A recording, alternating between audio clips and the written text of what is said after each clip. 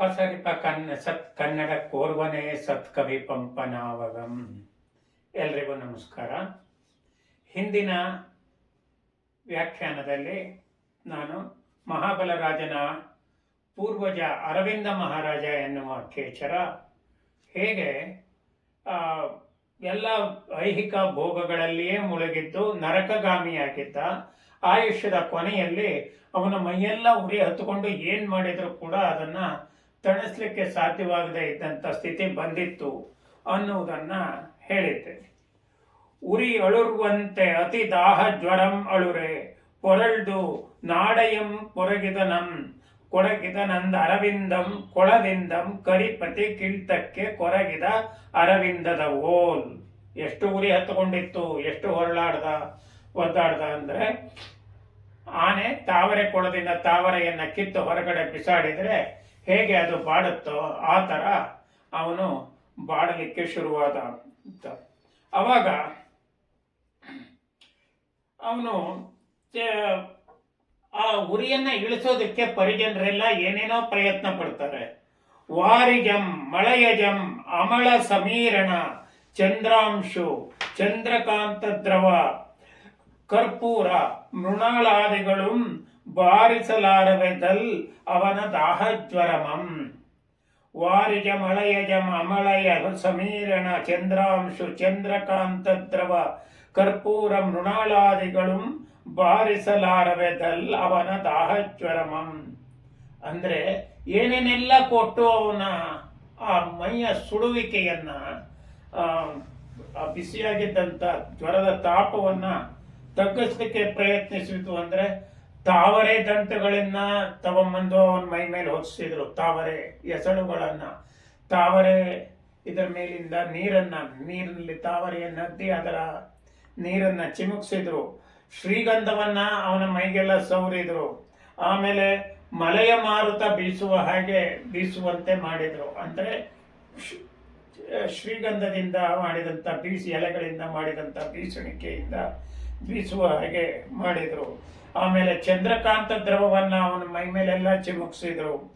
ಆಮೇಲೆ ಪಚ್ಚಕರ್ಪೂರ, ಆಮೇಲೆ ತಾವರೆಯ ದಂಟು, ಮೃಣಾಳ ನಾಳ, ತಾವರೆಯ ದಂಟು, ಇವುಗಳಿಂದೆಲ್ಲ ಅವನಿಗೆ ಏನೇನೇ ಟ್ರೀಟ್ಮೆಂಟ್ ಮಾಡಿದ್ರು ಕೂಡ, ಅವನ ಮೈಗೆ ಸವರಿದ್ರು ಕೂಡ ಅವನ ಸುಡುವಂತಹ ಜ್ವರಮಂ, ದಾಹ ಜ್ವರಮಂ, ಬಾಯಾರಿಕೆ ಬೇಕು ಅನ್ನುವಂತಹ ಜ್ವರ, ಬಾಯಾರಿಕೆ ಆಗ್ತಾ ಇದೆ ಅಂದ್ರೆ ಸುಡ್ತಕ್ಕಂಥ ಜ್ವರ ಅಂತ ಹೇಳಿ ಆ ಜ್ವರವನ್ನ ಬಾರಿಸಲಾಗದೆ, ತಡೆಯಲಾರದೆ, ನಿವಾರಿಸಲಾಗದೆ ಹೋದವು. ಅಂದ್ರೆ ಎಷ್ಟೊಂದು ಜ್ವರ, ಎಷ್ಟೊಂದು ಮೈ ಉರಿ ಅವನನ್ನ ಸಂಕಟಗೊಳಿಸ್ತಾ ಇರಬೇಕು. ಅವಾಗ ಅವನು ಕೂಕೊಂತಾನೆ, ಅದನ್ನ ಮಾಡಿ ಇದನ್ನ ಮಾಡಿ ಅಂತ ಹೇಳಿ. ಮುಂದಿನ ಪದ್ಯದಲ್ಲಿ ಅಂದ್ರೆ 2ನೇ ಆಶ್ವಾಸದ 13ನೇ ಪದ್ಯ ಮುಗಿತು. ಈಗ 14ನೇ ಪದ್ಯದಲ್ಲಿ ಅವನು ಏನೇನು ಮಾಡಿ ನನಗೆ ಅಂತ ಹೇಳ್ತಾನೆ. ಅಲ್ಲಿ ಕುಳಿರುವ ತಿಳಿನೀರನ್ ಉಡುಗದೆ ತಳಿನೀರಂ ಪಾಸು ಜಳದೆಯಂ ಬೀಸೆಂದು ಉಮ್ಮಳಿಸಿ ಕಳವಳಿಸಿ ವಿರಹಾಕುಳನ ಓಲ್ ಆ ಕಚರನ್ ಇಂತು ತಳಬೆಳಗಾದಂ. ಆ ಖೇಚರ ಹೀಗೆ ಕಳವಳಕ್ಕೆ ಒಳಗಾದ. ಹೇಗೆ ಅಂದ್ರೆ ಕುಳಿರುವ ತಿಳಿನೀರನ್ ಅಂದ್ರೆ ತಣ್ಣಗಿರ್ತಕ್ಕಂಥ ನೀರು, ಕುಳಿರ್ ಗಾಳಿ ಅಂದ್ರೆ ತಂಪಾದಂಥ ಗಾಳಿ, ತಳಿಯಾದಂಥ ಗಾಳಿ. ಕುಳಿರ್ ಅಂದ್ರೆ ತಣ್ಣಗಿರ್ತಕ್ಕಂಥದ್ದು. ಕುಳಿರುವ ತಿಳಿನೀರನ್, ತಣ್ಣಗಿರ್ತಕ್ಕಂಥ ನೀರನ್ನ, ಸ್ವಚ್ಛವಾಗಿರ್ತಕ್ಕಂಥ ತಿಳಿ ನೀರು, ಅದು ಸ್ವಚ್ಛವಾಗಿರ್ತಕ್ಕಂಥ ತಣ್ಣೀರನ್ನ, ಅದು ಕೂಡ ಅವನ ಇದನ್ನ ಕಡಿಮೆ ಮಾಡಲಿಲ್ಲ, ಜ್ವರ ತಾಪವನ್ನ ಕಡಿಮೆ ಮಾಡಲಿಲ್ಲ. ಅದನ್ನ ಸಿಂಪಡಿಸಿ, ತಳಿ ಅಂದ್ರೆ ಸಿಂಪಡಿಸೋದು, ಚಳಿ ಹೊಡೆಯೋದು ಅಂತಾರೆ ನಮ್ಮಲ್ಲಿ, ಹಾಗೆ ಅದನ್ನ ಸಿಂಪಡಿಸೋದು. ಆಮೇಲೆ ಎಳೆ ಚಿಗುರುಗಳನ್ನ, ಗಿಡದ ಎಳೆ ಚಿಗುರುಗಳನ್ನ ಹಾಸಿಗೆಯ ಹಾಗೆ ಮಾಡಿ ಅದರ ಮೇಲೆ ಅವನನ್ನ ಮಲಗಿಸ್ತಾರೆ. ಆಮೇಲೆ ಬೀಸಣಿಗೆಯಿಂದ ಬೀಸ್ತಾರೆ. ಜಳದೆಯಿಂ ಬೀಸೆಂದು, ಜಳದೆ ಅಂತಂದ್ರೆ ಒಂದು ಬಾಳದ ಬೇರು, ಬಾಳ ವೃಕ್ಷ, ಅದರ ಬೇರು, ಅದರಿಂದ ಮಾಡಿದಂಥ ಬೀಸಣಿಗೆ, ಅದು ಹೆಚ್ಚು ನೀರನ್ನು ಹೀರ್ಕೊಂಡಿರುತ್ತೆ. ಅದರಿಂದ ಬೀಸಿದ್ರೆ ಹೆಚ್ಚು ತಂಪಾಗುತ್ತೆ ಅಂತ ಹೇಳಿ ಆ ರೀತಿ ಅದರಿಂದ ಬೀಸೋದು. ಹೀಗೆಲ್ಲ ಅವನು ಉಮ್ಮಳಿಸಿ ನರಳಾಡ್ತಾ ಕೇಳ್ಕೊತಾನೆ, ಕಳವಳದಿಂದ ಕೇಳ್ಕೊಳ್ತಾನೆ. ಆಮೇಲೆ ವಿರಹಾಕುಳನವೋಲ್, ವಿರಹದಿಂದ ಕ್ಷೋಭೆಗೊಂಡವನ ಹಾಗೆ, ಚಿಂತೆಗೊಳಗಾದವನ ಹಾಗೆ, ಅಂದ್ರೆ ಬೇಕಾದವರಿಂದ ದೂರ ಇದ್ದವರ ಹಾಗೆ. ಅವನಿಗೆ ಬೇಕಾಗಿದ್ದೇನೋ ಮೈ ತಂಪಾಗೋದು, ಅದು ಇಲ್ಲದೇನೆ ದೂರ ಆದವರ ಹಾಗೆ ಅವನು ಅರವಿಂದ ಮಹಾರಾಜ ಹೀಗೆ ಗಾಬರಿಗೊಳಗಾಗ್ತಾನೆ. ತಲೆ ಬೆಳಗಾದಂ, ಗಾಬರಿಗೊಳಗಾಗ್ಬಿಡ್ತಾನೆ, ಹೆದರಿಕೆಗೆ ಒಳಗಾಗ್ತಾನೆ. ಅವಾಗ ಈ ವಿದ್ಯಾಧರರಿಗೆ ಅನೇಕ ವಿದ್ಯೆಗಳು ಕೈವಶ ಆಗಿರುತ್ತೆ ಪೂರ್ವಜನ್ಮದ ಪುಣ್ಯದಿಂದಾಗಿ. ಆ ವಿದ್ಯೆಗಳು ಅಂದರೆ ಗಗನಗಾಮಿನಿ ವಿದ್ಯೆ, ಆಮೇಲೆ ದೇಹವನ್ನು ಹಗುರ ಮಾಡ್ಕೊಳ್ತಕ್ಕಂಥ ವಿದ್ಯೆ, ದೇಹವನ್ನು ಭಾರ ಮಾಡ್ಕೊಳ್ತಕ್ಕಂಥ ವಿದ್ಯೆ, ಈ ಥರ ಕೆಲವು ವಿದ್ಯೆಗಳು ಅವರಿಗೆ ವಶವಾಗಿರುತ್ತೆ. ಆಗ ಆ ವಿದ್ಯೆಗಳಿಂದ ಏನಾದ್ರು ಪ್ರಯೋಜನ ತಗೊಳ್ಬಹುದಾ ಅಂತ ಹೇಳಿ ಇವನು ಯೋಚನೆ ಮಾಡ್ತಾನೆ. ಮುಂದೆ ಗದ್ಯ ಭಾಗದಲ್ಲಿ ಅದನ್ನು ಹೇಳ್ತಾರೆ. ಅಂತ ಅನೇಕ ಪ್ರಕಾರ ಶೀತಳ ಕ್ರಿಯೆಗಳಿಂ, ಹಾಗೆ ಅನೇಕ ಪ್ರಕಾರವಾದಂಥ ತಂಪುಗೊಳಿಸ್ತಕ್ಕಂಥ ಕೆಲಸಗಳಿಂದ ಶರೀರ ಸಂತಾಪನೆ ಎಂತುಂ ಆಣಿಸಲಾಗದೆ, ಶರೀರಕ್ಕೆ ಆಗ್ತಾ ಇರ್ತಕ್ಕಂಥ ಉರಿಯನ್ನ ತಡಿಲಿಕ್ಕಾಗದೇನೆ ಪುಣ್ಯಕ್ಷಯದೊಳ್, ತಾನು ಗಳಿಸಿದ್ದಂಥ ಪುಣ್ಯದಿಂದಾಗಿ ಆ ವಿದ್ಯೆಗಳು ವಶವಾಗಿದ್ವು. ಆದರೆ ಆ ಪುಣ್ಯವೇ ಕ್ಷಯವಾದದ್ರಿಂದ ಆ ವಿದ್ಯೆಗಳು ಕೆಲಸಕ್ಕೆ ಬರ್ತಾ ಇಲ್ಲ. ಪುಣ್ಯ ಕ್ಷಯದೊಳ್ ತನ್ನ ವಿದ್ಯೆಗಳು ತನಗೆ ಬೆಸಕೈಯದಿರೆ, ಆ ಪುಣ್ಯ ಕ್ಷಯವಾದ್ರಿಂದ ತಾನು ಸಾಧಿಸಿದ ವಿದ್ಯೆಗಳು ಕೂಡ ತನಗೆ ಏನು ಆಜ್ಞೆ ಅಂತ ಕೇಳೋದಕ್ಕೆ ಬರದೆ, ಅಂದ್ರೆ ತನ್ನ ಸಹಾಯಕ್ಕೆ ಬರದೆ, ತಾನು ಹೇಳಿದ ಕೆಲಸವನ್ನ ಮಾಡಲಿಕ್ಕೆ ಬರದೇನೆ ಹರಿಶ್ಚಂದ್ರನೆಂಬ ತನ್ನ ಪಿರಿಯ ಮಗನಂ ಕರೆದು, ಇವನಿಗೆ ಇಬ್ಬರು ಮಕ್ಕಳು ಅಂತ ಹಿಂದೆನೆ ಹೇಳಿದೆ ಆಯ್ತಾ, ಹರಿಶ್ಚಂದ್ರ ಮತ್ತು ಕುರುವಿಂದ ಅಂತ ಹೇಳಿ. ಅದರಲ್ಲಿ ಹಿರಿಯ ಮಗ ಹರಿಶ್ಚಂದ್ರ. ಈ ಹರಿಶ್ಚಂದ್ರನೆಂಬ ತನ್ನ ಪಿರಿಯ ಮಗನಂ ಕರೆದು ತನ್ನ ದುಸ್ಸಹಾವಸ್ಥಾಂತರಮನ್ ಅರಿಪಿ, ದುಸ್ಸಹಾವಸ್ಥಾಂತರ, ಸಹಿಸಲಿಕ್ಕೆ ಅಸಾಧ್ಯವಾದಂಥ ಅವಸ್ಥಾಂತರ, ಬದಲಾದಂಥ ಸ್ಥಿತಿಯನ್ನ ಅವನಿಗೆ ಹೇಳಿ ಏನ್ ಹೇಳ್ತಾನೆ, ನೀನು ನನ್ನನ್ನ ನಿನ್ನ ಗಗನಗಾಮಿನಿ ವಿದ್ಯೆಯಿನ್, ಆಕಾಶದಲ್ಲಿ ಸಂಚರಿಸಬಲ್ಲಂತಹ ನಿನ್ನ ವಿದ್ಯೆ ಏನಿದೆ, ವಿದ್ಯಾಧರ ಲೋಕದಲ್ಲಿ ಹುಟ್ಟುವಾಗ ಅವರಿಗೆ ಕೆಲವು ವಿದ್ಯೆಗಳು ತಂದೆಗೆ ಹೇಗೆ ಬಂದಿರುತ್ತೋ ಅದೇ ರೀತಿ ಮಗನಿಗೂ ಬಂದಿರುತ್ತೆ. ಅದು ತಂದೆಯಿಂದ ಬಂದಿರೋದಲ್ಲ, ಅವರ ಪೂರ್ವಜನ್ಮದ ಪುಣ್ಯದಿಂದ ಬಂದಿರೋದು. ಹಾಗೆ ಆ ಪುಣ್ಯ ಇದ್ರಿಂದಲೇ ಅವರು ಸ್ವರ್ಗದ ಆ ಒಂದು ನಿರ್ದಿಷ್ಟವಾದಂಥ ಸ್ತರದಲ್ಲಿ ಹುಟ್ಟಿರ್ತಾರೆ. ಆದ್ರಿಂದಲೇ ಸ್ವರ್ಗದಲ್ಲಿ ಅನೇಕ ಲೆವೆಲ್ಗಳಿದ್ದಾವೆ ಅಂತ ಹೇಳೋದು. ನಿನ್ನ ಗಗನಗಾಮಿನಿ ವಿದ್ಯೆಯನ್ ಉತ್ತರ ಕುರುವನ್ ಐದಿಸು, ಆಕಾಶದಲ್ಲಿ ಹೋಗಬಲ್ಲಂತ ನಿನ್ನ ವಿದ್ಯೆಯ ಸಹಾಯದಿಂದ ನನ್ನನ್ನು ತಗೊಂಡೋಗಿ ಉತ್ತರ ಕುರು ಪ್ರದೇಶದಲ್ಲಿ ಬಿಡು. ಅದು ಒಂದು ಪ್ರದೇಶ, ಅದು ಆಯ್ತು. ಅಲ್ಲಿ ನನಗೇನಾಗತ್ತೆ ಅಂದ್ರೆ ಅಲ್ಲಿಯ ಸುರತರುಗಳ ತನ್ನೆಳಲ್ಗಳು, ಸುರತರುಗಳ ಅಂದ್ರೆ ದೇವವೃಕ್ಷಗಳ, ಕಲ್ಪವೃಕ್ಷಗಳ ನೆಳಲ್ಗಳ ತಂಪಾಗಿರ್ತಕ್ಕಂಥ ನೆರಳುಗಳಲ್ಲಿ, ಕಲ್ಪಲತೆಯ ಜೋಂಪಂಗುಳೊಳಂ, ಕಲ್ಪಲತೆಗಳೇನಿರುತ್ತೆ ಆ ಕಲ್ಪಲತೆಯ ಜೋಲಾಡ್ತಾ ಇರ್ತಕ್ಕಂಥ ಇದರಲ್ಲಿ, ಸೀತಾ ನದಿ ತರಂಗಾಲಿಂಗಿತ ಸಂತಾನ ಲತಾಲತಾಂತ ಸುರಭಿತರ ಮಂದಾರ ವನವೀಧಿ ವಿಹಾರ ಪರಿಶ್ರಾಂತ ಪವಮಾನ ಸ್ಪರ್ಶದಿ. ಒಂದು ಉದ್ದವಾದಂತಹ ವರ್ಣನೆ ಇದು. ಅಲ್ಲಿ ಉದ್ಯಾನವನದ ರಸ್ತೆಗಳು ಹೇಗಿರುತ್ತೆ, ಏನಾಗಿರುತ್ತೆ ಅಂದ್ರೆ ಸೀತಾ ನದಿಯ ಅಲೆಗಳಿಂದ ಆಲಂಗಿಸಲ್ಪಟ್ಟಂತಹ ಲತೆಗಳನ್ನ ಒಳಗೊಂಡಿರ್ತಕ್ಕಂಥ ಸುರಭಿತರ ಮಂದಾರ ವನವೃಕ್ಷ, ಕಲ್ಪವೃಕ್ಷ ಮತ್ತು ಕಲ್ಪವೃಕ್ಷದಂತಹ ಮಂದಾರ ವೃಕ್ಷಗಳನ್ನು ಒಳಗೊಂಡಂತಹ ವನವೀಧಿ ವಿಹಾರ, ವನವೀಧಿ ಉದ್ಯಾನವನದ ಹಾದಿಗಳಿಂದ ಆವರಿಸಲ್ಪಟ್ಟ ಪವಮಾನ ಸ್ಪರ್ಶದಿಂದ, ಗಾಳಿಯ ಸ್ಪರ್ಶದಿಂದ, ಮದೀಯಾಂಗ ಸಂಗತ ಪರಿತಾಪ ಒಮ್ಮನ್ ಆರಿಸುವೆನೆಂದು.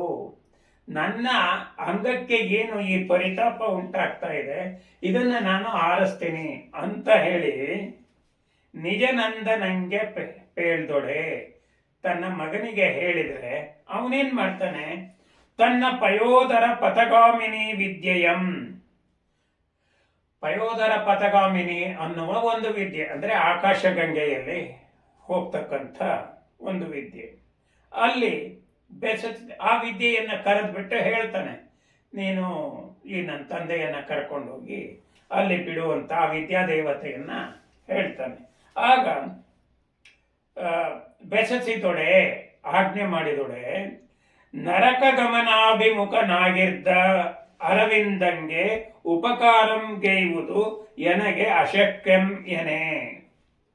ಆ ವಿದ್ಯೆ ಹೆಂಗೆ ಹೇಳುತ್ತೆ ಅಂತಂದ್ರೆ, ನರಕಗಾಮಿಯಾಗಿರ್ತಕ್ಕಂಥ ನರಕಕ್ಕೆ ಹೋಗ್ಬೇಕಾಗಿರ್ತಕ್ಕಂಥ ಅದು ಇವನಿಗೆ ಕಟ್ಟಿಟ್ಟ ಬುತ್ತಿಯಾಗಿದೆ ನೋಡಿ. ಪುಣ್ಯ ಮಾಡಿ ಸ್ವರ್ಗದ ಒಂದು ಹಂತದ ವಿದ್ಯಾಧರ ಲೋಕಕ್ಕೆ ಬಂದಿರ್ತಾರೆ. ಇಲ್ಲಿ ಬರೀ ಭೋಗದಲ್ಲಿ ಮುಳುಗಿ ಅಪರಿಗ್ರಹ, ಸುಳ್ಳು, ಆಮೇಲೆ ಅಪರಿಗ್ರಹವನ್ನ ನಿರ್ಲಕ್ಷಿಸಿ ಪರಿಗ್ರಹವನ್ನ ತಂದುಕೊಳ್ಳೋದು, ಸುಳ್ಳು ಹೇಳೋದು, ಹಿಂಸೆ ಮಾಡೋದು, ಕದಿಯೋದು, ಇವನ್ನೆಲ್ಲ ಮಾಡೋ ಅಗತ್ಯ ಇಲ್ಲ. ಯಾಕೆ ಅಂದ್ರೆ ಆ ಲೋಕದಲ್ಲಿ ಇರ್ತಕ್ಕಂಥವರಿಗೆ ಬೇಕಾದ ಅಗತ್ಯಗಳ ವಸ್ತುಗಳೆಲ್ಲ ಯಾವುದೇ ಶ್ರಮ ಇಲ್ಲದೆ ಸಿಗುತ್ತೆ. ಆದ್ರೂ ಇವನು ಅವನ್ನೆಲ್ಲ ಮಾಡ್ತಿದ್ದ. ಅದರ ಪರಿಣಾಮವಾಗಿ ಅವನಿಗೆ ನರಕ ಜೀವನ ಕಟ್ಟಿಟ್ಟ ಬುತ್ತಿಯಾಗಿದೆ. ಹಾಗೆ ನರಕಗಾಮಿಯಾಗಿದ್ದಂತಹ ಅರವಿಂದಂಗೆ ಉಪಕಾರವನ್ನ ಮಾಡೋದು ನನಗೆ ಅಶಕ್ಯಂ, ನನಗೆ ಸಾಧ್ಯ ಇಲ್ಲ ಅಂತ ಹೇಳಿದ ಕೂಡಲೇ ವಿದ್ಯಾವಚನದಿನ್ ಆತನ್ ಆಸನ್ಯ ಮೃತ್ಯುವನ್ ಅರಿದು, ಆ ವಿದ್ಯೆ ಮತ್ತೆ ಹೇಳುತ್ತೆ ಇವನು ಮೃತ್ಯುವಿಗೆ ಸಮೀಪದಲ್ಲಿದ್ದಾನೆ ಅಂತ ಹೇಳಿ. ಆಸನ್ನ ಮೃತ್ಯುವನ್ನರಿದು ವಿಷಣ್ಣ ಮನನ್ ಉದಾಸೀನನಾಗಿರ್ದಂ. ವಿಷಣ್ಣ ಮನಸ್ಸಿನಿಂದ ಅವನು ಉದಾಸೀನನಾಗ್ತಾನೆ. ಯಾರು? ಈ ಮಗನು ಉದಾಸೀನನಾಗ್ತಾನೆ. ಅಂದ್ರೆ ಏನೋ ಹೆಲ್ಪ್ಲೆಸ್ ಕಂಡೀಷನ್, ಏನು ಮಾಡೋಕ್ಕಾಗಲ್ಲ ಅಂತ ಹೇಳಿ. ಆ ತಂದೆನೂ ಕೂಡ ಇನ್ನೇನು ನನ್ನ ಮರಣ ಹತ್ರ ಇದೆ ಅಂತ ಅವನು ಕೂಡ ಉದಾಸೀನ ಆಗ್ತಾನೆ. ಮುಂದೆ ಏನಾಗುತ್ತೆ ಅನ್ನೋದನ್ನ ಇನ್ನೊಂದು ಭಾಗದಲ್ಲಿ ನೋಡೋಣ. ನಮಸ್ತೆ. ನಮೋ ನಮಃ. ಪಸರಿಪ ಕನ್ನಡ ಕೋರ್ವನೆ ಸತ್ಕವಿ ಪಂಪನ್ ಆವಗಂ. ಅಭಿಮಾನಿಗಳೇ, ಆದಿಪುರಾಣದ ವ್ಯಾಖ್ಯಾನವನ್ನ ಮುಂದುವರಿಸ್ತಾ ಹಿಂದೆ ನಾವು ಎಲ್ಲಿಗೆ ನಿಲ್ಲಿಸಿದ್ವಿ ಆ ಭಾಗವನ್ನ ಸ್ವಲ್ಪ ನೆನಪು ಮಾಡ್ಕೊಳ್ತೀವಿ. ಅರವಿಂದ ಮಹಾರಾಜನಿಗೆ ಅವನು ತುಂಬಾ ಪರಿಗ್ರಹಗಳನ್ನ ಕಟ್ಟಿಕೊಂಡಿದ್ದು, ತುಂಬಾ ಆಸೆಗಳನ್ನು ಇಟ್ಟುಕೊಂಡಿದ್ದು, ಇವೆಲ್ಲ ಕಾರಣದಿಂದ ಮೈಯಲ್ಲೆಲ್ಲ ಉರಿ ಹತ್ತಿ ತಡ್ಕೊಳ್ಲಿಕ್ಕಾಗದೆ ಇದ್ದ ಹಾಗೆ ಆಗಿ ಅವಾಗ ಅವನೇನ್ ಮಾಡ್ತಾನೆ, ಏನೇನು ಉಪಚಾರಗಳನ್ನ, ಶೀತಲ ಜಲವನ್ನ ಸಿಂಪಡಿಸೋದು, ಮಾಡೋದು, ಇವೆಲ್ಲ ಏನೇ ಮಾಡಿದ್ರು ಆಗದೆ ಇದ್ದಿದ್ದಕ್ಕೆ ಅವನು ಇವನನ್ನ ಹಿರಿಯ ಮಗ ಹರಿಶ್ಚಂದ್ರ ಅಂತ, ಇಬ್ಬರು ಮಕ್ಕಳು ಹರಿಶ್ಚಂದ್ರ ಮತ್ತು ಕುರುವಿಂದ ಅಂತ, ಆ ಹರಿಶ್ಚಂದ್ರನನ್ನ ಕರೆದು, ನೀನು ನನ್ನನ್ನ ಇಂಥ ಕಡೆಗೊಂದಕ್ಕೆ ಉತ್ತರ ಕುರು ಪ್ರದೇಶದಲ್ಲಿ ಇರ್ತಕ್ಕಂಥ ಸರೋವರದ ಕಡೆಗೆ ಕರ್ಕೊಂಡು ಹೋಗು. ಅಲ್ಲಿ ಕಲ್ಪವೃಕ್ಷಗಳಿದ್ದಾವೆ, ಅವುಗಳ ಕಡೆಯಿಂದ ಬೀಸ್ತಕ್ಕಂಥ ಗಾಳಿಯಿಂದ ನನ್ನ ಮೈ ತಂಪಾಗತ್ತೆ ಅಂತ ಹೇಳಿದಾಗ ಅವನೇನ್ ಮಾಡ್ತಾನೆ, ತನ್ನ ಗಗನಗಾಮಿನಿ ವಿದ್ಯೆಯನ್ನ ಬರಮಾಡಿಕೊಳ್ತಾನೆ. ಈ ಕೇಚರರು, ವಿದ್ಯಾಧರರು, ಇವರಿಗೆಲ್ಲ ಹಲವು ವಿದ್ಯೆಗಳು ವಶವಾಗಿರುತ್ತೆ. ನಮ್ಮ ಸಾಮಾನ್ಯ ಮನುಷ್ಯರ ಮಟ್ಟಕ್ಕೆ ಮೀರಿದಂತ ಕೆಲವು ವಿದ್ಯೆಗಳು ಪೂರ್ವ ಪುಣ್ಯದಿಂದ ವಶ ಆಗಿರುತ್ತೆ. ಆ ವಿದ್ಯೆಯನ್ನ ಕರೆದು ಹೀಗೆ ತಂದೆಯನ್ನ ಇಂಥ ಕಡೆ ಕರ್ಕೊಂಡು ಹೋಗು ಅಂತ ಅಂದಾಗ ಆ ವಿದ್ಯೆ ಏನ್ ಹೇಳುತ್ತೆ, ಈಗಾಗಲೇ ನರಕ ಗಮನವನ್ನ ಬಂಧ ಮಾಡಿಕೊಂಡಿರ್ತಕ್ಕಂಥ, ಕಟ್ಟಿಟ್ಟ ಬುತ್ತಿಯಾಗಿರ್ತಕ್ಕಂಥ ಮತ್ತು ಆಯಸ್ಸಿನ ತೀರ ಕೊನೆ ಹಂತದಲ್ಲಿರ್ತಕ್ಕಂಥ ಇವನನ್ನ ಅಲ್ಲಿಗೆ ಕರ್ಕೊಂಡು ಹೋಗೋದಕ್ಕೆ ನನಗೆ ಸಾಧ್ಯ ಇಲ್ಲ ಅಂತ ಹೇಳುತ್ತೆ. ಹಾಗೆ ಕೇಳಿದಾಗ ಇವನಿಗೆ ಬೇಸರ ಆಗುತ್ತೆ, ಸುಮ್ಮನಾಗ್ತಾನೆ, ಇನ್ನೇನು ಮಾಡ್ಲಿಕ್ಕಾಗೋದಿಲ್ವಲ್ಲ. ನಮಗೆ ವಶವಾದಂಥ ವಿದ್ಯೆಗಾದರೂ ಕೂಡ ನಾವು ಅಧರ್ಮದ್ದನ್ನ ಅನ್ಯಾಯದ್ದನ್ನ ಆಜ್ಞೆ ಮಾಡಿ ಆ ಕೆಲಸ ಮಾಡಿಸ್ಕೊಳಕ್ಕಾಗಲ್ಲ. ಇದು ಜೈನ ಫಿಲಾಸಫಿಯಲ್ಲಿ ಇರ್ತಕ್ಕಂಥ ಒಂದು ಮುಖ್ಯವಾದಂಥ ಅಂಶ. ಇದೇ ಕಾರಣದಿಂದಲೇ ಭರತ ಬಾಹುಬಲಿ ಯುದ್ಧ ಆದಾಗ ಬಾಹುಬಲಿ ಗೆದ್ದು ಭರತ ಸೋತ ಮೇಲೆ ಭರತ ಚಕ್ರರತ್ನ ಪ್ರಯೋಗ ಮಾಡಿದಾಗ ಆ ಚಕ್ರರತ್ನ ಬಾಹುಬಲಿಯನ್ನ ಪ್ರದಕ್ಷಿಣೆ ಬಂದು ಪಕ್ಕದಲ್ಲಿ ನಿಂತು ಬಿಡುತ್ತೆ. ಕಾರಣ ಏನು ಅಂದ್ರೆ ಭರತ ಆಗ್ಲೇ ಸೋತಿರೋದ್ರಿಂದ ಆಜ್ಞೆ ಮಾಡ್ತಕ್ಕಂಥದ್ದು ನ್ಯಾಯಕ್ಕೆ ವಿರುದ್ಧ ಆಗಿತ್ತು. ಹೀಗೆ ಗಗನಗಾಮಿನಿ ವಿದ್ಯೆ ಹರಿಶ್ಚಂದ್ರನಿಗೆ ಈ ವಿಷಯವನ್ನು ನಿವೇದಿಸಿಕೊಂಡಾಗ ಅವನು ಸುಮ್ಮನಾಗ್ತಾನೆ. ಅಲ್ಲಿಂದ ಮುಂದೆ ಏನಾಯ್ತು ಅನ್ನೋದನ್ನ ನೋಡೋಣ. ಅಲ್ಲಿ ಹೇಳುತ್ತೆ, ಆಸನ್ನ ಮೃತ್ಯುವನರಿದು ವಿಷಣ್ಣ ಮನನ್ ಉದಾಸೀನನಾಗಿರ್ದನ್. ಮಗ ಹರಿಶ್ಚಂದ್ರ ತಂದೆಯ ಆಸನ್ನ ಮೃತ್ಯುವನ್, ಆಸನ್ನ ಅಂದ್ರೆ ಸಮೀಪಿಸಿದಂತ ಅಂತ, ಆಸನ ಅಲ್ಲ, ಆಸನ್ನ ಸಮೀಪಿಸಿದ್ದಂತಹ, ಕ್ವೈಟ್ ಕ್ಲೋಸ್ ಬೈ. ಯಾವುದು?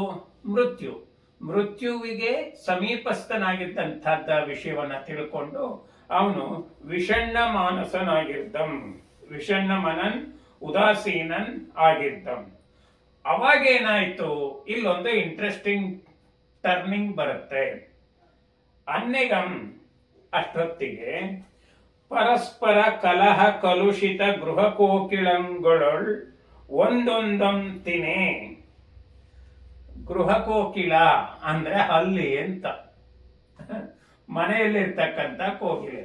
ಯಾಕೆ ಇದನ್ನ ಉಪಯೋಗಿಸಿದ್ದಾರೆ ಅನ್ನೋದು ಸ್ವಲ್ಪ ಕುತೂಹಲಕರವಾದಂಥ ಸಂಗತಿ. ಆ ಬಗ್ಗೆ ಇನ್ನು ಚರ್ಚೆ ಆಗಬೇಕಾಗಿದೆ.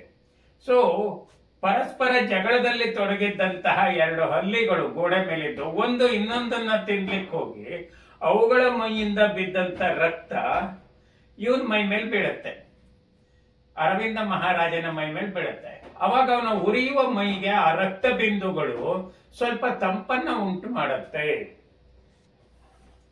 ಗೃಹಕೋಕಿಳಂಗಳ ಒಂದೊಂದಂತಿನೇ ಫಲಿತ ಶೋಣಿತ ಬಿಂದುಗಳು, ಶೋಣಿತ ಅಂದ್ರೆ ರಕ್ತ, ರಕ್ತದ ಬಿಂದುಗಳು ಹನಿಗಳು ತನ್ನ ಮೈಗೆ ಪಾಪ ಪರಿಪಾಕದಿಂ ತಣ್ಪಂ ಪಡೆಗೆ.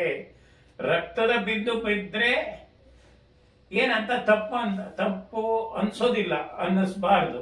ಆದ್ರೆ ಅವನ ಪಾಪ ಪರಿಪಾಕದಿಂದ, ಅವನ ಪಾಪ ತನ್ನ ಫಲವನ್ನ ಕೊಡುವಂತ ಸ್ಥಿತಿಗೆ ಬಂದಿದ್ರಿಂದ ಆ ಕಾರಣದಿಂದಾಗಿ ಅವನಿಗೆ ಅದು ಕೂಡ ತಂಪು ಅನ್ಸುತ್ತೆ. ತಣ್ಪಂ ಪಡೆಗೆ ಪರಮೌಷಧಮಂ ಪಡೆದೆನ್ ಎಂದು ಕರಂ ಒಸೆದು ಅರವಿಂದಂ ಕುರುವಿಂದನಂ ಕರೆದು. ಹಾಗೇನಾಗುತ್ತೆ, ಇವನಿಗೆ ಹಾಗೆ ತಂಪು ಅನ್ಸಿದ ಕೂಡಲೇ ಓ ನನ್ನ ಊರಿಗೆ ಪರಮ ಔಷಧಿ ಸಿಕ್ಬಿಡ್ತು ಅಂತ ಹೇಳಿ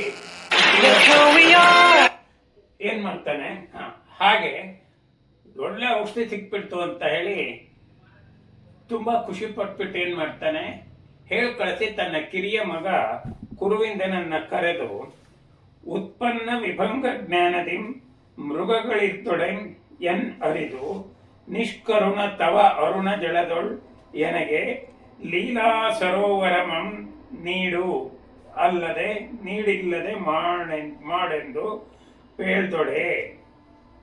ಹೇಳ್ತಾನೆ, ನೋಡು,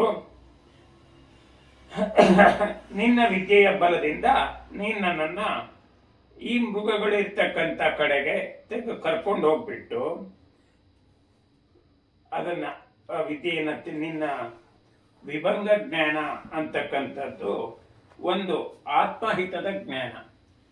ನಿನ್ನ ಆತ್ಮಹಿತದ ಜ್ಞಾನ ಯಾವುದು ಅನ್ನೋದು ನಿನಗೆ ಗೊತ್ತಿಲ್ಲ. ಅದರಿಂದ ಎಲ್ಲಿ ಪ್ರಾಣಿಗಳಿದ್ದಾವೆ ಅನ್ನೋದನ್ನ ತಿಳ್ಕೊಂಡು ಅಲ್ಲಿ ಹೋಗಿ ನನಗೆ ನಿಷ್ಕರುಣ ನವ ಅರುಣ ಜಳದೊಳ್, ಹೊಸ ರಕ್ತ ಆಗಿರಬೇಕು, ಫ್ರೆಶ್ ಬ್ಲಡ್, ಅದರಲ್ಲಿ ಆ ಮೃಗಗಳ ಮೈಯಿಂದ ರಕ್ತ ತೆಗೆದು ಅದರಿಂದ ನನಗೆ ಲೀಲಾ ಸರೋವರಮಂ ನೀಡಿಲ್ಲದೆ ಮಾಡೆಂದು ನನ್ನ ಲೀಲೆಗೆ ಅಗತ್ಯವಾಗಿರ್ತಕ್ಕಂಥ ಅಷ್ಟು ವಿಸ್ತಾರವಾದಂತ, ಅಂದ್ರೆ ಆರಾಮಾಗಿ ನಾನು ಈಜಾಡಬೇಕು, ಅದಕ್ಕೆ ಅಗತ್ಯವಾಗಿರ್ತಕ್ಕಂಥ ಸರೋವರ ಒಂದನ್ನ, ಅಂದ್ರೆ ದೊಡ್ಡ ಕೊಳ ಅಥವಾ ಈಜಾಡ್ತಕ್ಕಂಥ ಬಾವಿ ಅಂತ ನಾವು ತಿಳ್ಕೋಬೇಕು.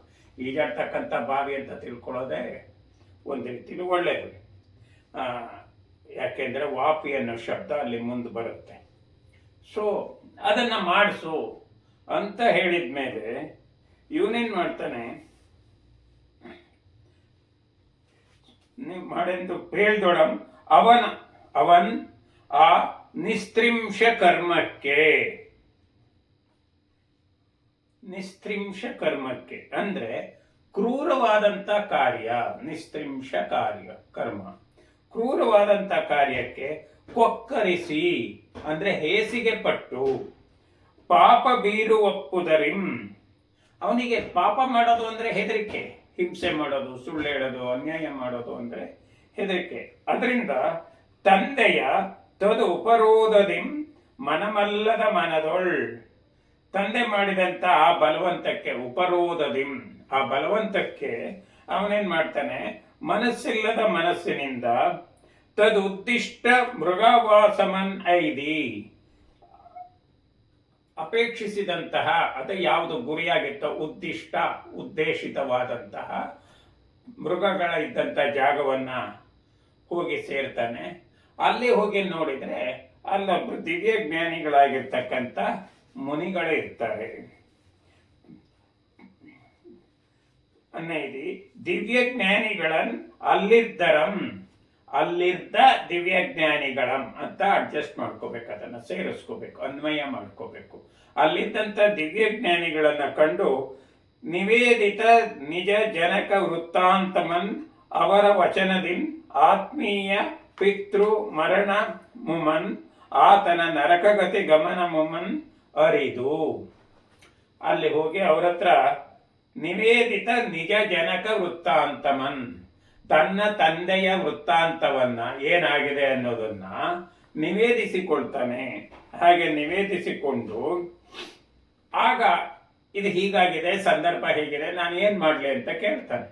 ಅವಾಗ ಆ ಮುನಿಗಳು ಹೇಳ್ತಾನೆ, ಅವರ ವಚನದಿನ್, ಅವರ ಮಾತಿನಿಂದ ಆತ್ಮೀಯ ಪಿತೃಮರಣ ಮುಮನ್, ತನಗೆ ಆತ್ಮೀಯನಾಗಿದ್ದಂತ ಜನ್ಮ ಕೊಟ್ಟವನಾಗಿದ್ದರಿಂದ ತಂದೆ ಪೂಜ್ಯ, ಅವನ ಪಿತೃಮರಣ ಮುಮನ್, ಅವನು ಸಾಯಲಿರುವುದನ್ನ ಮತ್ತು ಆತನ ನರಕಗತಿ ಗಮನಮನ್, ಅವನು ನರಕಕ್ಕೆ ಹೋಗ್ತಾನೆ ಅನ್ನುವುದನ್ನ ಅರಿದು ತಿಳ್ಕೊಂಡು ಕರುಣಾರ್ದ್ರ ಹೃದಯನದಂ ಮಾಡಲಾರದೆ, ಅದ ಹೇಗೂ ತಿಳ್ಕೊಂಡು ಕರುಣೆ ಇರ್ತಕ್ಕಂಥ ಮನಸ್ಸಿನವನಾದ್ರಿಂದ, ದಯಾದೃಷ್ಟಿ ಉಳ್ಳವನಾದ್ರಿಂದ ತಂದೆ ಹೇಳಿದಂತ ಕೆಲಸವನ್ನ ಮಾಡಲಾರದೆ ಲಾಕ್ಷಾದ್ರವಾದಿ ಕಾರಕ ಮಾಯಾರುಣಜಾಲ ಪರಿಪೂರ್ಣ ವಾಪಿಯಂ ಸಮಯಿಸಿದೊಡೆ, ಆದ್ರೆ ಏನ್ ಮಾಡ್ತಾನೆ, ಲಾಕ್ಷಾರಸ ಮತ್ತು ಇತರ ಸೂಕ್ತವಾದಂತ ವಸ್ತುಗಳನ್ನ ಸೇರಿಸಿ ನೋಡೋದಕ್ಕೆ ಒಂದು ಮಾಯದ ರಕ್ತದ ನೀರು ಕಂಡ ಹಾಗೆ ಕಾಣಬೇಕು. ಆ ರೀತಿಯ ಒಂದು ಪರಿಪೂರ್ಣ ಒಳ್ಳೆ ಕಂಪ್ಲೀಟ್ ಆಗಿರ್ತಕ್ಕಂಥ ಪರ್ಫೆಕ್ಟ್ ಆಗಿರ್ತಕ್ಕಂಥ ಒಂದು ಬಾವಿಯನ್ನ ಮಾಡಿಸ್ತಾನೆ.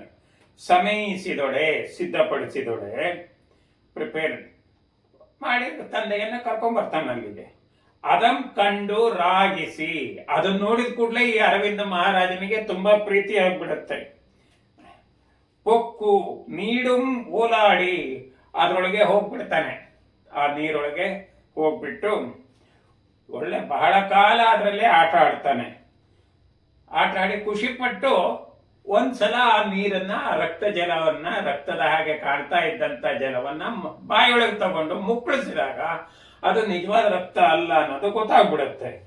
ಕೃತಕ ರುಧಿರಮಪ್ಪುದನ್ ಅರಿದು, ಅದು ಕೃತಕವಾದಂತ ರಕ್ತವಾಗಿರೋದನ್ನ ತಿಳ್ಕೊಂಡು ಭೂತು ಎನ್ನಂ ವಂಚಿಸಿದನ್ ಎಂದು,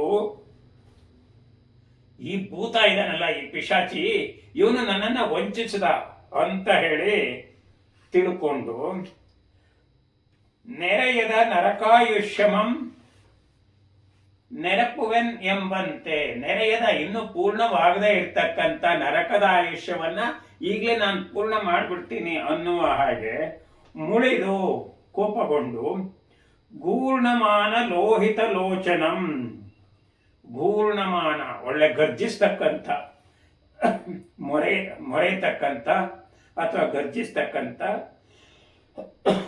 ಲೋಹಿತ ಲೋಚನಂ, ರಕ್ತದ ಕಣ್ಣುಳ್ಳವನಾಗಿ, ರಕ್ತವರ್ಣದ ಕಣ್ಣುಳ್ಳ ಅಂದ್ರೆ ಅಷ್ಟು ಕೋಪ ಬಂದಿತ್ತು ಅಂತ. ದಶನ ನಿಪೀಡಿತ ದಶನ ವಸನನ್ ಅಸಿಧೇನವಂ ಕೀಳ್ತು, ನಡ ನಡ ನಡುಗಿ, ಅವನ ಹಲ್ಲು ಕಚ್ಚಿಕೊಂಡು, ಲೋಚನಂ ದಶನ ನಿಪೀಡಿತ, ದಶನ ಅಂದ್ರೆ ಕಚ್ಚತಕ್ಕಂಥದ್ದು, ಆದ್ರಿಂದ ನಿಪೀಡಿತನಾದವನ ಅಂದ್ರೆ ಹಲ್ಲು ಕಚ್ಚಿಕೊಂಡಂಥವನಾಗಿ, ದಶನ ವಸನನ್ ಅಸಿಧೇನವಂ, ಅಸಿಧೇನವಂ ಇದನ್ನ ಖಡ್ಗವನ್ನ, ಕತ್ತಿಯನ್ನ ಕಿಳ್ತು ತಲೆಟ್ಕೊಂಡಿದ್ದ ಅಂತ ಕಾಣುತ್ತೆ, ಅದನ್ನ ಕಿತ್ತು ಕೈಯಲ್ಲಿ ಹಿಡ್ಕೊಂಡು ನಡ ನಡ ನಡುಗಿ, ನಡುತ್ತಾ ಅವನು ಮೆಟ್ಲುಗಳನ್ನ ಏರಿ ಬಂದು, ತಡದಡಿಸುತ್ತಂ ಇರಿಯಲ್ ಪರಿವಾತಂ, ಎಷ್ಟು ಕೋಪ ಬಂದಿತ್ತು ಅಂದ್ರೆ ಆ ಕತ್ತಿಯನ್ನ ಕಿತ್ಕೊಂಡು ಮಗನಿಗೆ ಇರಿಬೇಕು ಅಂತ ಹೇಳಿ ಮುಂದಕ್ಕೆ ಬರ್ತಾ ಇರುವಾಗ, ವಾಪಿ ಸೋಪಾನಮನ್ ಅಡರುತ್ತಂ, ಆ ಬಾವಿಯ ಮೆಟ್ಟಿಲುಗಳನ್ನ ಏರಿ ಮೇಲಕ್ಕೆ ಬರ್ತಾ ಇರ್ಬೇಕಾದ್ರೆ ಇವನು ನಡುತ್ತಾ ಇದ್ನಲ್ಲ, ಜಾರಿ ಒರಿದು ಕಾಲ್ ಜಾರ್ ಬಿಟ್ಟು ಕೆಡೆದು ಕೆಳಗಡೆ ಬಿದ್ದು, ಅವಾಗೇನಾಗತ್ತೆ, ಉರದೊಳ್ ನೆಟ್ಟ ಸುರಿಗೆ ಬೆನ್ನೊಳ್ ಮೂಡೆ, ಹೀಗೆ ಕೆಳಗಡೆ ಬಿದ್ದಾಗ ಕೈಯಲ್ಲಿ ಹೀಗೆ ಕತ್ತಿಯನ್ನು ಹಿಡ್ಕೊಂಡಿರ್ತಾನೆ ಬಾಪುನಂತದ್ದು, ಅದು ಎದೆಯನ್ನ ಹೊಕ್ಕು ಬೆನ್ನಿನಿಂದ ಹೊರಗೆ ಬರುತ್ತೆ. ಉರದೊಳ್ ನೆಟ್ಟ ಸುರಿಗೆ ಬೆನ್ನೊಳ್ ಮೂಡೆ, ಗತ ಜೀವಿತನಾಗಿ ಪ್ರಾಣ ಬಿಟ್ಟವನಾಗಿ, ನರಕಕ್ಕಿಳಿದನ್, ಅವನು ನರಕಕ್ಕೆ ಇಳಿದ. ನರಕಕ್ಕೆ ಇಳಿದ ಏನಾಯ್ತು, ಈಗಳು ಈ ಪುರಜನங்கள் ಪೇಳೆ ಕೇಳಲಕ್ಕುಂ, ಅದನ್ನು ಈಗಲೂ ಕೂಡ ನೀವು ಈ ಊರಿನ ಜನಗಳನ್ನ ಕೇಳಿದ್ರೆ ಅವ್ರು ಹೇಳ್ತಾರೆ ಅರವಿಂದ ಮಹಾರಾಜ ಹೇಗೆ ಸತ್ತ ಅನ್ನೋದನ್ನ. ಸತ್ತ ಆಮೇಲೆ ಏನಾಯ್ತು, ಮತ್ತಂ ಈತನ ವಂಶದೊಳ್ ಈ ಪೊಳದೊಳ್ ಸತ್ತು ಮತ್ತೆ ಇವನ ವಂಶದಲ್ಲೇನೆ ಇದೇ ಊರಿನಲ್ಲೇನೆ ನೆಗಳ್ತೆ ವೆತ್ತಂ ಪ್ರಖ್ಯಾತಿ ಪಡೆದಂತ ದಂಡಿ ತಾರಾತಿ ಮಂಡಳಂ, ಶತ್ರು ಸಮೂಹವನ್ನ ಚೆನ್ನಾಗಿ ದಂಡಿಸಿದ್ದವನು ಅಂತ ಪ್ರಖ್ಯಾತಿ ಪಡೆದಿದ್ದಂತಹ ದಂಡಕನೆಂಬನ್, ದಂಡಕ ಎಂಬಂತ ರಾಜನಿಗೂ, ಆತನ ಮನೋನಯನ ಸೌಂದರಿ ಎಂಬಳ್ ಅವರ್ಗೆ, ಅವನ ತುಂಬಾ ಸುಂದರವಾದಂಥ ಮನಸ್ಸು ಮತ್ತು ಕಣ್ಣುಗಳಿಗೆ ಸುಂದರವಾಗಿ ಕಾಣ್ತಕ್ಕಂಥ ಸೌಂದರಿ ಅನ್ನುವಂಥ ಹೆಂಡತಿಗೆ ಹುಟ್ಟಿದ ಮಗನ್ ಉಗ್ರ ಶಾಪ ವಿಜಿತಾಂಶು ಮಾಳಿ ಮಣಿಮಾಳಿ ಎಂಬೊನ್ ಹಾಗೆ ಫಲಕಾಲಂ ಅರಸುಗೈದಂ. ಹೀಗೆ ಆ ದಂಡಕ ಅಂತಕ್ಕಂಥ ರಾಜ, ಆ ದಂಡಕ ಅನೇಕರನ್ನ ನಿಗ್ರಹಿಸಿಬಿಟ್ಟು ಸಾಕಷ್ಟು ಸಂಪತ್ತನ್ನ ಸಂಗ್ರಹಿಸಿಕೊಂಡಿದ್ದ. ಅವನ ಹೆಂಡತಿ ಸೌಂದರಿ, ಅವರಿಗೆ ಇವನು ಮಣಿಮಾಳಿ ಅಂತಕ್ಕಂಥ ಸೂರ್ಯನಂತ ಪ್ರಭೆ ಇರ್ತಕ್ಕಂಥ ಮಗನಾಗಿ ಹುಟ್ಟಿ ಅನೇಕ ಕಾಲ ಅರಸುತನವನ್ನ ಮಾಡಿದ. ಮುಂದೆ ಏನಾಯ್ತು ಅನ್ನೋದನ್ನ ಆಮೇಲೆ ನೋಡೋಣ. ಪಸರಿಪ ಕನ್ನಡ ಕೋರ್ವನೇ ಸತ್ಕವಿ ಪಂಪನ್ ಆವಗಂ.